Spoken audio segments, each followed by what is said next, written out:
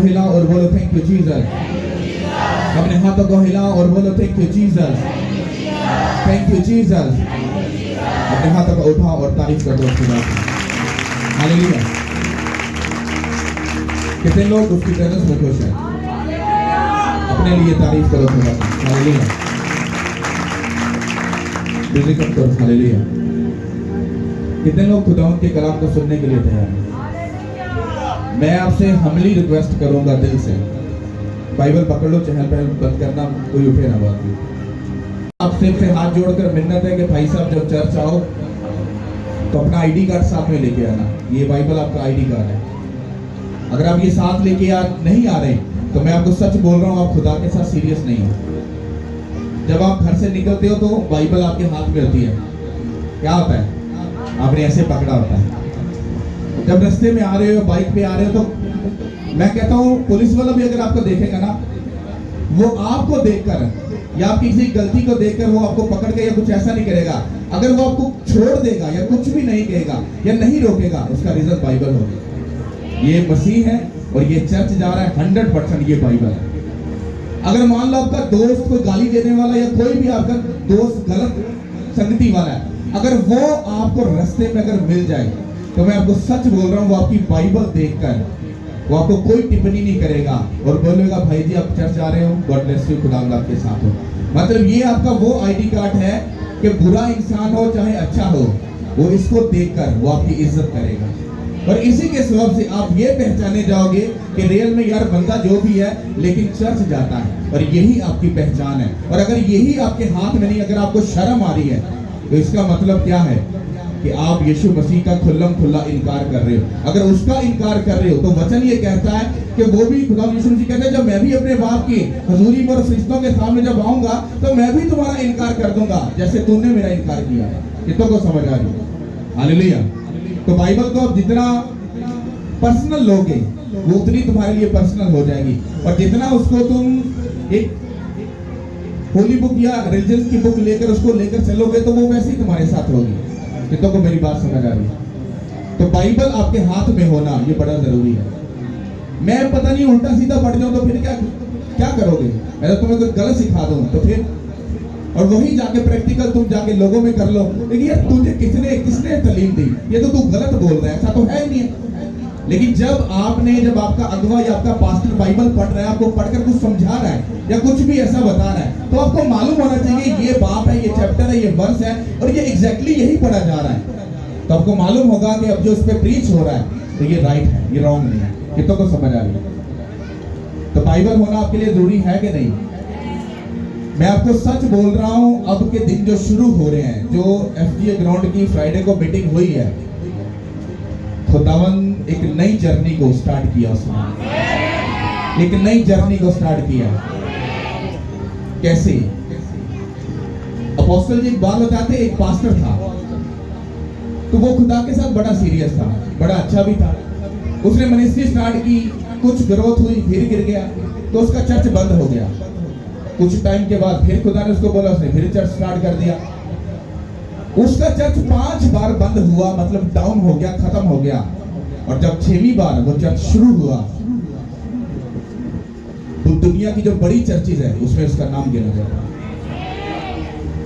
तो कोई अगर मुझे बड़ा पुराना जानता है, भाई साहब हमेशा ऐसे ही बोलते हैं, भाई साहब मैं कुछ नहीं कर सकता, मुझे सरफराजी देने वाला, आगे लेके जाने वाला वो मेरा खुदा है, मैं तो उसकी मर्जी के मुताबिक खड़ा हूं। तो मैं एक बात बताता हूं, वो दे या ना दे वो मेरा खुदा है, वो सुने या ना सुने वो मेरा खुदा है।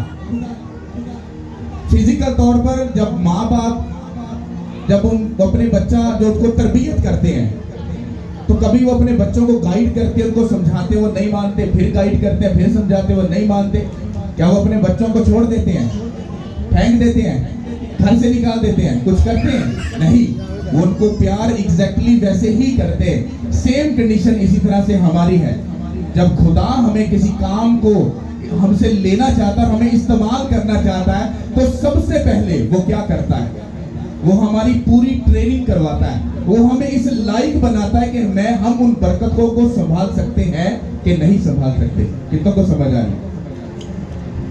अगर खुदावंद आज मुझे 10 लाख लोग दे दे, तो मुझे अगर मैनेजमेंट ही नहीं करनी आती, मुझे उसको संभालना ही नहीं आता, तो खुदा मुझे खराब नहीं करना चाहता कि मैं बेदिल होकर खिदमत ही छोड़ दूं। तो वो मुझे क्या करेगा, थोड़ा थोड़ा करके देगा और थोड़ी थोड़ी समझ भी देता जाएगा और मैं समझता जाऊंगा और काम आगे बढ़ता जाएगा। समझ आई कि नहीं है?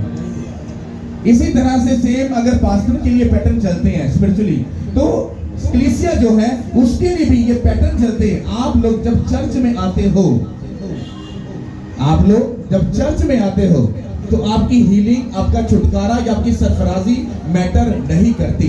मैटर ये करता है कि चर्च में आप खुदा को ठगने आए हो या कि आप खुदावन को कुछ देने आए हो। मैं दावे से कहता हूं, मुझे 12 साल हो गए, मैं किसी पर उंगली नहीं उठा रहा, लेकिन मुझे मालूम है, पक्का मालूम है, चर्च में सिर्फ लोग अपने बरकत या अपने सिस्टम के लिए, अपनी खुशी को लेने के लिए सिर्फ जाते हैं। मेरी 12 साल की खिदमत में कभी किसी बंदे ने मुझे आके ये बोला, पास्टर जी मैं ना प्रेयर करवाना चाहता हूँ। भाई किस मकसद के लिए? पास्टर जी के यीशु मसीह मेरे को लोग की चाहते हैं, वो की चाहते ने कि मैं करा, उन्होंने की मर्जी है मेरे लिए। मुझे कभी ऐसा किसी ने नहीं कहा। तो जब उसकी पर्सनल लाइफ को जाके जब देखोगे, तो वो ट्रबल में, शर्मिंदगी में, बेइज्जती में, रुसवाई में जी रहा है, लेकिन वो ढूंढ किसको रहा है? किसको ढूंढ रहा है? कहता है पहले उसकी रासबाजी की तलाश कर, उसकी बादशाही की तलाश कर। कहता है पहले यीशु मसीह को ढूंढ ले, सब चीजें तेरे पीछे पड़कर तेरे पास आ जाएंगी। आपको मालूम है, हीलिंग या बरकत या शैतान का आपकी जिंदगी से जाना, ये खुदा आपकी जिंदगी में कर तो देता है, लेकिन बाद में आपको उस गवाही को पालना और संभालना नहीं आता, और फिर वही प्रॉब्लम जो है वो डबल होकर तुम्हारी जिंदगी में आ जाती है। इसलिए जल्दी जल्दी हीलिंग वाला काम मत करो। अगर देर हो रही है, वेट करो। God time is the best time. कितनों को मेरी बात समझ आ रही है? अगर तुम्हारी जिंदगी में शैतान काम कर रहा है, तो पहले ये सीखो, ये शैतान सदा के लिए मेरी जिंदगी से कैसे जाएगा, ये सीखो पहले। और वही बात मैं आपको बताने के लिए ये वचन सुनाऊंगा। हालेलुया। अगर शैतान को अपनी जिंदगी में नहीं देखना चाहते, तो तुम्हें क्या करना पड़ेगा? लेकिन यहाँ पर सिस्टम उल्टा है। लोग ये कहते हैं, यार वो पादरी बहुत घंटे गए, बड़ी बरकत होंगे को यार, हाथ रख के तैयारी करके हीली। अच्छा, वो इसी चाव में आते हैं जब उनको शिफा नहीं मिलती, क्योंकि शिफा तो खुदा ने देनी होती है, और खुदा जो है वो इंसान की नेचर से वाकिफ है, केड़ी नेचर का है, यदि अंदरों जी नेचर है की है। तो जब वो आपको हीलिंग नहीं देता, तो आप क्या करते हैं? यार पादरी तो ना बड़ा सुनिया थी, पर सानू कोई समझ नहीं आ रही पादरी।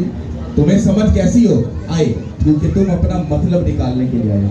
अगर तुम यीशु मसीह को ढूंढने आते, तो तुम्हें एग्जैक्टली सब बातें समझ आती, और तुम्हें मालूम पड़ता कि शिफा मिले ना मिले और कुछ मिले ना मिले, पर यीशु मसीह मुझे जरूर यहाँ पर मिलेगा, और अगर वो मिल गया तो जिंदगी सदा के लिए सेफ हो जाएगी।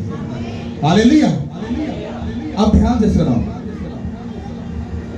2 तरह के लोगों की मैं बात आपको तमसील में समझाऊंगा। जो मेरी राइट साइड पर है, जो पर्सन, जो इंसान खड़ा है, ये खुदा के साथ बड़ा ही सीरियस है। प्रेयर, फास्टिंग, बाइबल, गुनाह से दूर, अपना बेस्ट खुदा को देना, सब चीजें कंप्लीट कर रहा है और बेस्ट वफादारी के साथ खुदा के साथ चल रहा है। जो मेरी लेफ्ट साइड पर है, ये वो बिलीवर है सिर्फ नाम का। इथों उठिया उथे, उथों उठिया उथे, उथों उठिया उथे, मतलब उड्डल पटोला। वो पंजाबी जे कहावत है कि किन्ना पीछे उदली, लोका पीछे उदली ते कलोलो मेरा नाम। इसका मतलब पता क्या है? ऐवी जिन्हें लाया गली जोंदे पीछे टोर चली है, ये भी आगे जाके वही तमसील बनती है। तो मतलब जिसने 4 अच्छी बातें बता दी, और बंदा मनो बहुत घैंट लग रहा है। किसने कोई अच्छी बात कर दी, कोई ऐसा करामात दिखा दे रही, यार बंदा बहुत घैंट लग रहा है। ठीक है, तो सबसे पहले ये चेक करो कि तुम कितने अच्छे और कितने बेस्ट हो। ऐसे लोगों की कंडीशन क्या होती है? तो वो दूसरों की बरकत को देखकर वो बड़े खुश हो जाते हैं। जब खुश हो जाते हैं तो वो फॉलो करते हैं। जैसे यार तेरे साथ ऐसा कैसे हुआ, कैसे पॉसिबल है तेरे साथ है, मेरे साथ ऐसा क्यों नहीं होता? तो हम इस बात को थोड़ा सा समझेंगे ताकि आपको ये बात समझ आ सके कि मैं आपको समझाना क्या चाह रहा हूं। जब एक राइट पर्सन खुदा के साथ वफादारी से खड़ा होता है, उसका काम क्या है, किस तरह से हम खुदा की मर्जी और खुशी को पूरा कर सकते हैं। बाइबल क्या कहती है? तुम्हारे चाल चलन से तुम पहचाने जाओगे कि तुम यीशु मसीह के बेटे और बेटियां हो। किससे पहचाने जाओगे? किससे पहचाने जाओगे? चाल चलन से। सीधी सीधी बात को बड़े तरीके से समझना है। अब जो सीधा बंदा है, जो चर्च आता है, वो संडे चर्च आ रहा है, फ्राइडे चर्च आ रहा है, फास्टिंग वो कर रहा है, बाइबल वो पढ़ रहा है, गुनाह से वो दूर है, बाइबल वो पढ़ रहा है, अपना कमाई का 10वां हिस्सा बेस्ट खुदावंत को दे रहा है। एग्जैक्टली वो चल रहा है। अब वो बंदा चुप करके आता है, एंजॉय कर रहा है, अपनी बरकत को, खुशियों को जीत रहा है, सब चीजों को एंजॉय कर रहा है। और कुछ लोग ऐसे हैं जो काफी देर से चर्च आ रहे हैं, लेकिन उनकी जिंदगी में कोई मिरेकल, कोई ग्रोथ नहीं, कुछ भी नहीं। और वो देखता है यार ये बंदा चुप करके आता है, चला जाता है, खुश भी बड़ा है, ये चक्कर क्या है? तो उसके अंदर एक ख्वाहिश पैदा होती है कि मैं इस पर्सन को मिलूं। ये समझना, ये बड़ी डीप बात है, आपने समझनी है। खुदा काम कैसे करता है एक दोनों बिलीवर की जिंदगी में। जब एक अनबिलीवर जो डामाडोल है, वो जब एक बेस्ट बिलीवर को आकर मिलता है, तो वो पूछता है भाई साहब तुम इतने खुश कैसे रह सकते हो? इतनी दुखी दुनिया में तुम कैसे खुश रह सकते हो? वो बंदा आगे से स्माइल करेगा। मुझे आगे कोई कहे भाई साहब तुसी यार कितने खुश रहते हो, तो मैं हंस पड़ूंगा। अच्छा पता नहीं यार, बस फजल है खुदा का। फिर वो बंदा कहेगा यार आप बड़ा हैप्पी रहते हो, आपके चेहरे से लगता ही नहीं आप दुखी हो, परेशान हो। मैंने लोगों से भी आपके बारे में सुना, बड़े अच्छे हो, बड़े प्यारे, खूबसूरत और बड़े खुश हो, आपके पास हर चीज है, आप किस तरह से सब चीजों में बेस्ट हो। अब वो जो बिलीवर है उसके पास मौका है रूह बचाने का। अब वो बंदा उसको ये बोलेगा कि भाई साहब ये जो बरकत तुम बोल रहे हो, जो तुम्हें नजर आ रही है, इसका पर्पस क्या है? इसका पर्पस ये है कि मैं जिस जगह पे खड़ा और अड़ा हूं, वहां पर मुझे सिखाया गया था कि मेरे बेटे अगर तू खुदा से मोहब्बत करता है तो तू उसकी इज्जत करेगा, और अगर तू उससे मोहब्बत नहीं करता है तो फिर तू उसके हुक्मों को नहीं मानेगा। तो जब मैंने इस वचन को सुना और मुझे बताया गया कि अगर मुझे अपनी दुखों से बाहर आना है, अपनी ट्रबल से बाहर आना है, अपने श्रापों से बाहर आना है, जनाकारी से बाहर आना है, नशों से बाहर आना है, हर एक उस प्रॉब्लम से जब अगर मुझे बाहर आना है तो मुझे सैक्रिफाइस करना पड़ेगा, मुझे गलत संगति छोड़नी पड़ेगी, मुझे गलत संगति, मुझे नशा छोड़ना पड़ेगा, मुझे अपनी मेरी वाइफ होने के बावजूद भी जो मेरी बात किसी के साथ अगर संगति है या किसी के साथ गलत रिलेशन है तो मुझे छोड़ना पड़ेगा। तो जब मैंने सब बातों को देखा तो मुझे बड़ा दुख हुआ, भाई मुझे अपने दोस्त भी छोड़ने पड़ेंगे, मुझे अपने वो गलत रिश्तेदार जो मूर्ति पूजा करते हैं वो भी छोड़ने पड़ेंगे, मुझे अपने नशे वाले दोस्त भी छोड़ने पड़ेंगे। अगर मैंने सबको छोड़ दिया मैं तो अकेला रह जाऊंगा। तो मैं एक टाइम में दुखी हो गया, पर यीशु मसीह ने मुझे मजबूर नहीं किया कि तू ऐसा कर। उसने सिर्फ मुझे इंस्ट्रक्शन दी अपने दास के द्वारा, और मैंने उन बातों को फिर क्या किया, मैंने फिर खुदा की बात को माना, और मानने के बाद मैंने फिर एक एक करके अपनी जिंदगी से सब चीजों को आउट करना शुरू कर दिया। और जब मैं आउट करना शुरू किया तो मैं अकेला रह गया, तो मुझे अपनी लाइफ बोरिंग शुरू हो गई। ये वो राइट पर्सन है जो एक अनबिलीवर को, जो ईमान रखता भी और नहीं भी रखता, डामाडोल है, ये उसके दिमाग को वो सेट कर रहा है। कैसे? उसको ये बता रहा है कि भाई साहब जब मैं सबसे अलग हो गया, मुझे कुछ टाइम अपनी जिंदगी बोरिंग तो लगी, लेकिन कुछ टाइम के बाद जब यीशु मसीह ने अपना नूर मुझ पर चमकाया तो मेरी जिंदगी खूबसूरत बन गई। और उसके बाद अब मुझे किसी की तलब होती नहीं है, ना तो किसी रिश्तेदार की, ना किसी दोस्त की, ना किसी फ्रेंड की, कुछ भी जो दुनिया में जिनके साथ मेरा रिलेशन था, जिनके साथ मैं बड़ा टाइम स्पेंड करता था, मैं किसी के साथ नहीं कर रहा, क्योंकि मुझे यीशु मसीह से हटकर अब कोई अच्छा ही नहीं लगता। कितनों को समझ आ रही है? होगी का अच्छा? होगी का भाई साहब बात अभी खत्म नहीं, अभी तो शुरू हुई है। अच्छा फिर भाई साहब फिर मुझे ये बोला गया कि तुझे हफ्ते में 2 बार फास्टिंग भी करनी है। तो मैंने कहा यार ये भी करना पड़ेगा। तो मैंने कहा मैं नहीं ऐसा कर सकता, क्यों? क्योंकि अगर ऐसा करूंगा तो मैं तो मर जाऊंगा। तो बाद में मुझे समझ आई मुझे करना पड़ेगा। अगर मुझे अपने घर से शैतान को निकालना है, अगर मुझे अपनी मैरिज लाइफ को ब्लेस करना है, अगर मुझे अपने बच्चों को ब्लेस करना है, तो मुझे ये काम करना पड़ेगा। तो कहता मैंने उस बात को माना और मैंने रोजा शुरू कर दिया।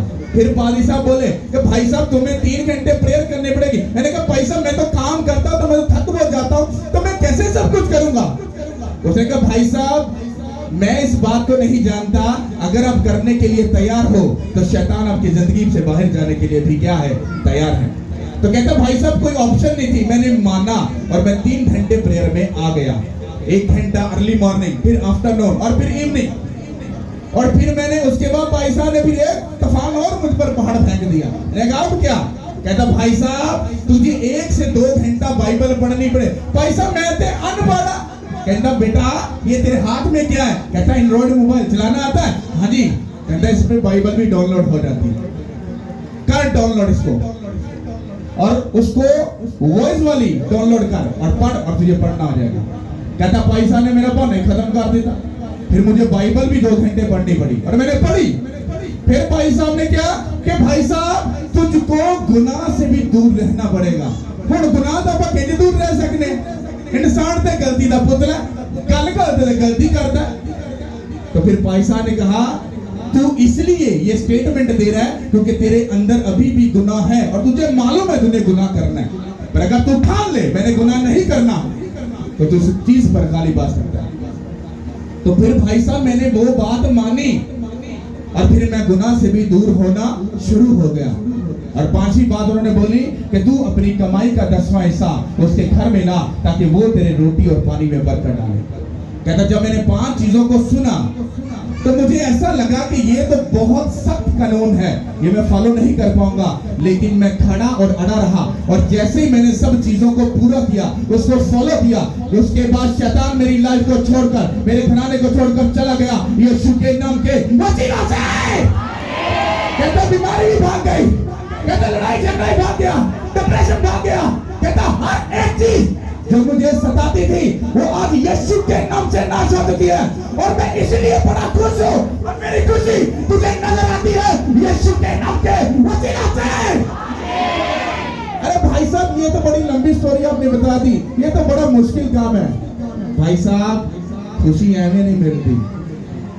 साढ़े क्रिश्चियन लोग बड़े लाडले ने, उन्होंने पक्की पकाई चाहिए। रोजा कौन रखे? पादरी। पर्सनल प्रेयर्स क्रिश्चियन कौन याद रखे? पादरी। बाइबल कौन पढ़े? पादरी। गुनाह तक पुठे कमाए दूर कौन है? पादरी। ते फिर लोगों की हेल्प भी कौन करे? पादरी। तुसी की करना? मौजा सूली से कौन टंगे रहेगा? पादरी। ते मौजा कौन मारेगा? पादरी साहब। बसी आपको क्या लगता है, क्या आप ऐसा करके अपनी जिंदगी की प्रॉब्लम को परेशानी को दूर कर सकते हो? कभी नहीं कर सकते।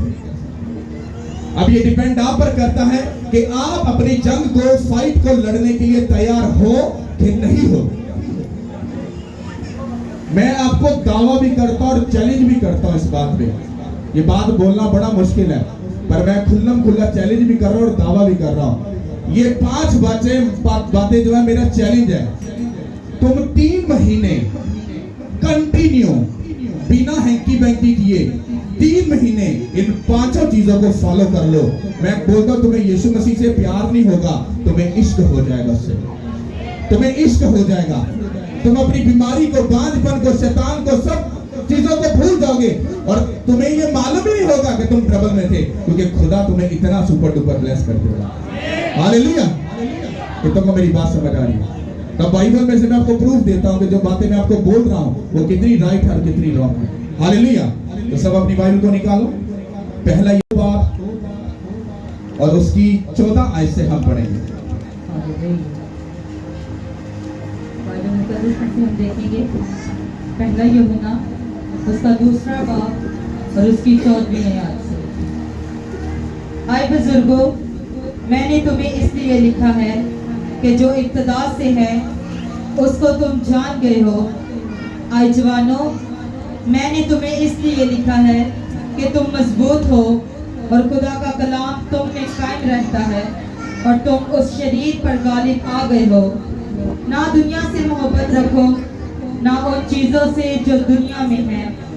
जो कोई दुनिया से मोहब्बत रखता है उसमें बाप की मोहब्बत नहीं, क्योंकि जो कुछ दुनिया में है यानी जिस्म की ख्वाहिश और आंखों की ख्वाहिश और जिंदगी की शेही वो बाप की तरफ से नहीं बल्कि दुनिया की तरफ से है। दुनिया और उसकी ख्वाहिश दोनों मिटती जाती हैं, लेकिन जो खुदा की मर्जी पर चलता है वो अब तक कायम रहेगा। सब बोलो आमीन आमीन। बड़े ध्यान से सुनो। ऐ बुजुर्गो, मैंने तुम्हें इसलिए लिखा कि सब तो पहले किन्ने ना गल हो रही है, जेडे मेरे बुजुर्ग इथे बैठे। कौन बैठे ने? मेरे बुजुर्ग इथे बैठे ने। तो मैं उन बुजुर्गों से बोल रहा हूं, मेरे बुजुर्गों ये कलाम को ध्यान से सुनना। और आगे क्या लिखा है?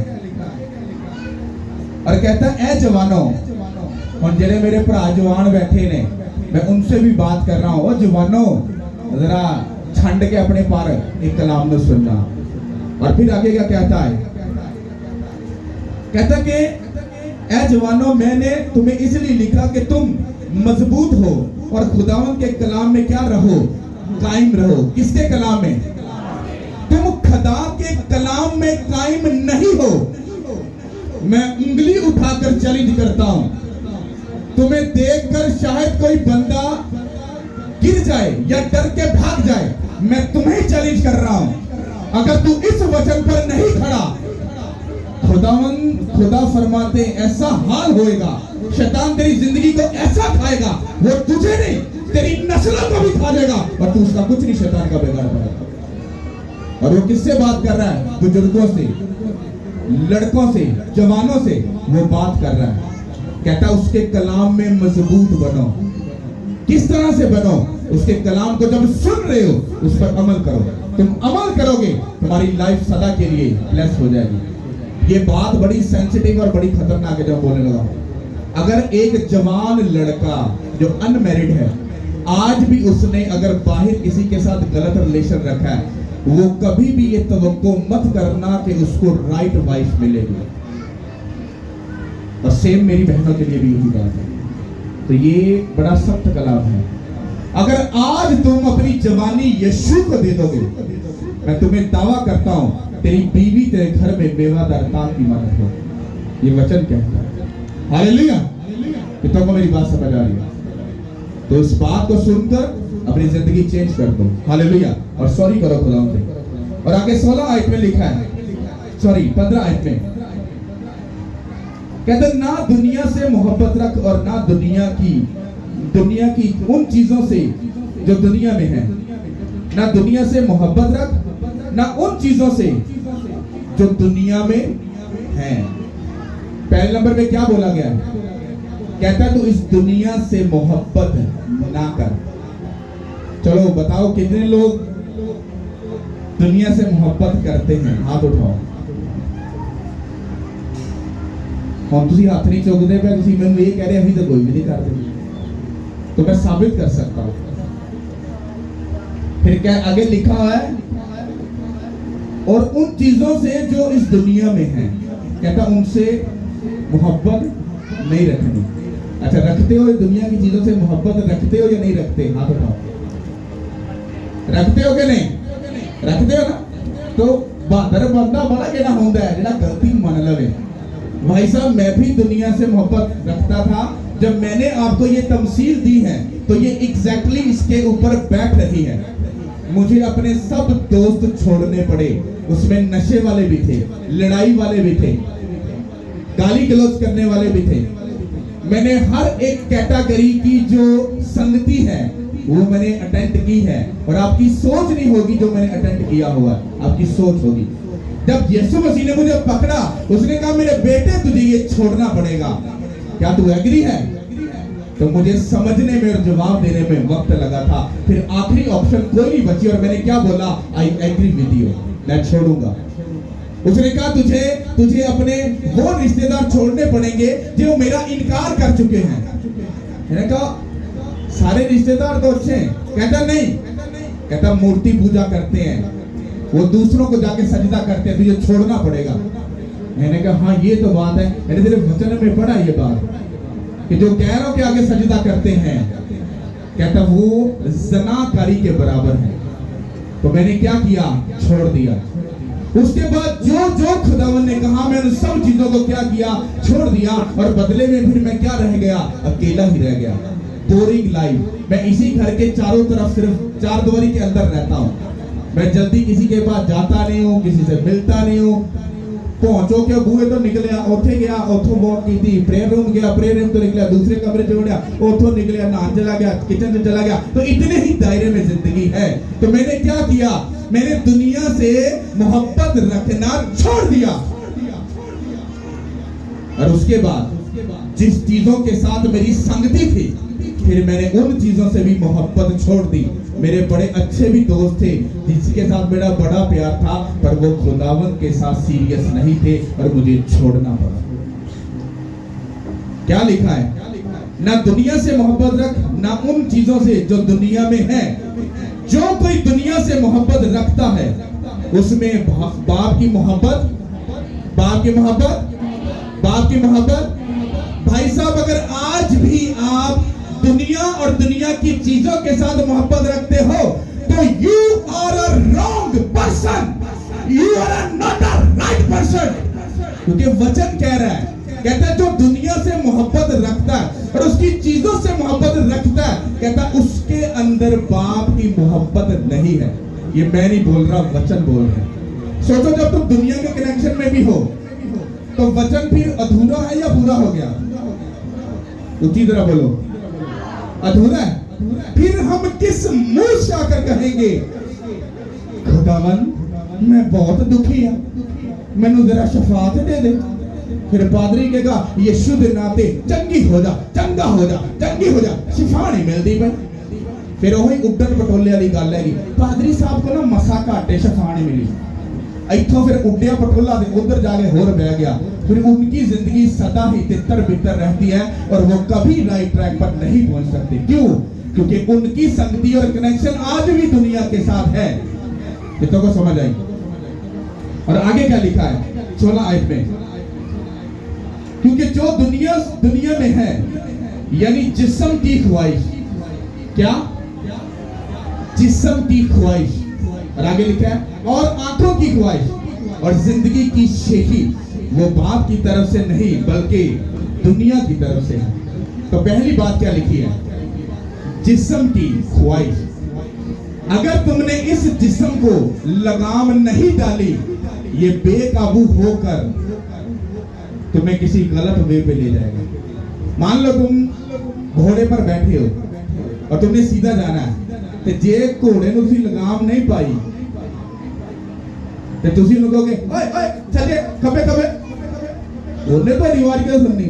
पर अगर तुमने उसके मुंह में लगाम डाली होगी, तुम्हें बोलना नहीं पड़ेगा, जस्ट लगाम को खींचोगे और वो लेफ्ट जाएगा, राइट को खींचोगे और वो राइट पे चला जाएगा।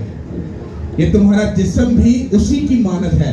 अगर काबू में नहीं करोगे, ये तुम्हें ख्वाहिश करेगा मुझे लड़की चाहिए, ये ख्वाहिश करेगा मुझे बोतल शराब की चाहिए, ये ख्वाहिश करेगा मुझे गाली निकालनी है, ये जिस्म ख्वाहिश करेगा मुझे चुगली करनी है, ये ख्वाहिश करेगा मुझे चर्च नहीं जाना, ये ख्वाहिश करेगा मुझे गलत वे पे जाना है। कौन कौन सी इस जिस्म की डिमांडें पूरी करोगे? और जितनी बार तुम इसकी डिमांडें पूरी करोगे, तब तब तुम नीचे के नीचे चलते जाओगे। इस जिस्म को पकड़ लो, इसके मुंह में लगाम डालकर इसको पूरा कंट्रोल में रखो। मुंह में लगाम डालो और पीछे छांटा लगाओ, चल घुटनों पे आ। इस बदन को लेके आओ घुटनों पे, चल 3 घंटे बैठ के प्रेयर कर। फिर तुम्हारे पेट की ख्वाहिश है ना, मैनू आ खाना है, मैनू वो खाना है, पकड़ लो छांटा, मारो उसके पेट पे। तुझे हफ्ते में 2 बार क्या रहना है? भूखा रहना है। ये पेट खुदा को डेडिकेट करना है। फिर पकड़ लो छांटा, मारो अपनी सोच के ऊपर जो शेखियां बड़ी मारती है और बड़ी फन्ने का बड़ी फिरती है। और बाद में जब शैतान जूतियां मारता है सुबह सुबह उठकर ना, घर में लड़ाई झगड़ा क्लेश जब आता है तो भागते हो, पास्टर जी शैतान बहुत तंग करता है। अच्छा, तो भाई साहब तुमने किसको कोड़े मारे? भाई साहब वो क्यों दिवाई दे रहे?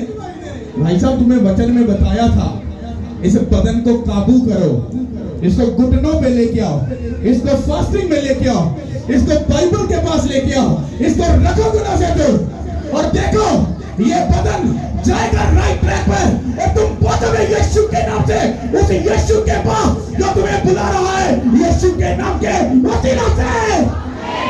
Hallelujah, hallelujah. कितों को समझ आ रही है?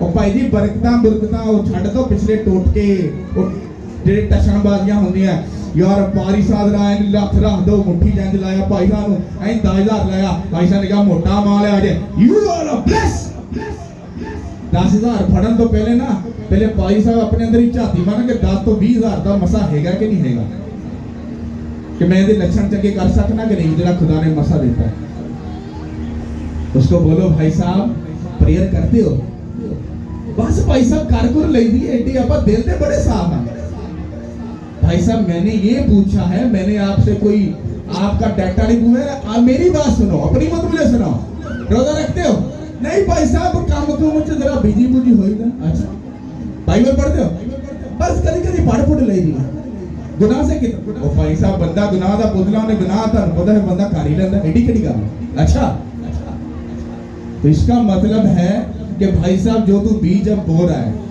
ये मुझे राइट नहीं लग रहा हालेलुया समझ आई कि नहीं ये जिस्म काबू में है तो चीजें खुद ब खुद कंट्रोल में है मैं तुम्हें सच बोल रहा हूं इस जिस्म को लगाम डालो नहीं डालोगे ये बेकाबू हो जाएगा और तुम्हें गलत वे पे लेके जाएगा और तुम कभी यीशु के पास पहुंच नहीं पाओगे हालेलुया और आगे 17 आयत में क्या लिखा है दुनिया और उसकी ख्वाहिश दोनों मिटती जाती हैं लेकिन जो खुदा की मर्जी पर चलता है वो अब तक क्या रहेगा अब लोग सोच रहे हैं सर आगे जाके अजर मिलना है लफ्ज को पूरा पढ़ो अब तक शुरू करोगे तो जाके एंड खत्म होएगा ना ये शुरू नहीं कीता तो एंड कितना होना इसका मतलब क्या है वो कहता है कि मैं तेनों आज भी कल भी परसों भी चौथ भी कहता फिर एंड तक कहता मैं तेनों ब्लेस रखांगा जेड़ा खुदा दी मर्जी ते चलदा है पर जेड़ा कहता है कि जिस्म दी ख्वाहिशां नूं पूरा करदा है और बड़ियां शेखियां मारदा है और अपनी अख दी ख्वाहिश नूं पूरा करदा पिया कहता है ये सारियां चीज़ां दुनिया की तरफों है और दुनिया की ख्वाहिशां और सारियां चीज़ां मिट जाणगियां तबाह हो जाणगियां पर जेड़ा यीशु नाल चलदा है वो अज भी बरकत पाएगा कल भी पाएगा ते सदा तक पांदा रहेगा हालेलुया समझ आ रही कि नहीं आ रही ते हुण अपनियां चलाकियां शियारियां चतरपूना बाहर कटना या आपां इंज ही रहना है कान बंद ने सारे खुले आवाज नहीं मैनू आई हुण तुहानू किथे कह देना बहन आगे हो जाओ आपको पता नहीं चल रहा तू बोल नहीं कहते तू करी वॉलंटियर है तेनू तमीज नहीं है तो तब बड़ी आवाज निकल रही है तो अब मैं पूछ रहा हूं कि खुदावन के उस काम को हमने कैसे पूरा करना है तो आवाज निकल रही है क्योंकि हमें मालूम है हमने गलती और हैंकी बैंकी करनी है समझ आई कि नहीं आई तो अगर तुम्हारा कनेक्शन और संगति आज भी दुनिया के साथ है तो जितनी मर्जी मेहनत करो हैंड टू माउथ है थोड़ा सा मिलोगे खा लोगे वो तो वादा है उसने देना ही देना है बट आगे नहीं जा सकते और अच्छी जिंदगी सिर्फ ऊपर नहीं है नीचे भी है अगर उसने दुनिया खूबसूरत बनाई है तो वो हमारे लिए बनाई है ताकि हम उसकी मर्जी पर चलकर वो सारी दुनिया को हम एंजॉय कर सकें मुझे बाहर जाने का बड़ा शौक है और गया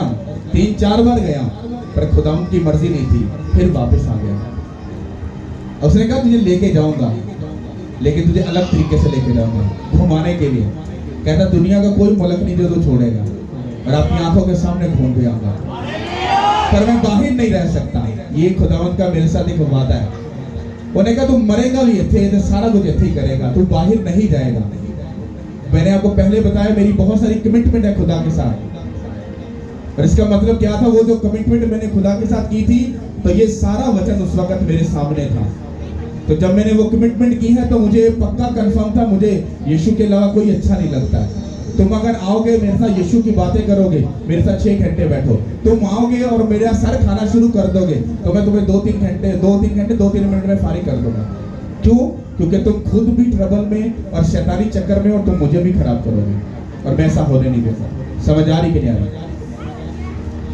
हालेलुया हालेलुया तो किंदे ना संगति रखनी किंदे नाल